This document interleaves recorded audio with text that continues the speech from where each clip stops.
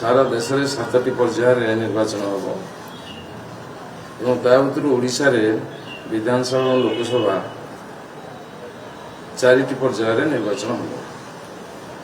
प्रथम पर्याय में 13 हम, द्वितीय पर्यायर भोट हम में 20, तृतीय पर्याय भोट हम में 25 एवं चतुर्थ पर्याय भोट हम जून 1। ये जो निर्वाचन घोषणा है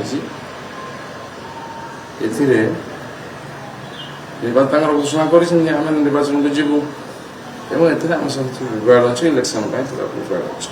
आगु ओडिशा रे 2टी पर्यायर भोट होता, गोटे फेज रे गोटे पर्यायर मतलब भोट होता, गला थर 4टी पर्याय एथर मतलब 4टी पर्याय बीजेडी संपूर्ण प्रिपरेशन अच्छे। प्रथम दिन गला 19 मसीहा जो दिन भोट गणना बीजेडी प्रिपेयर अच्छे 2024 निर्वाचन तो संपूर्ण आशावादी अच्छी एवं टिकेट सबू दल सबू प्रार्थी टिके द्वंद्व था कि आम पूरा आशावादी अच्छे टिकेट पाइबार।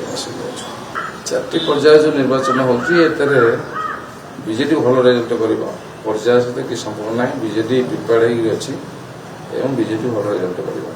हम तो सब बारंबार कहूँ 115 सीट जीत लोकसभा से 13 सीट लोकसभा जीत 13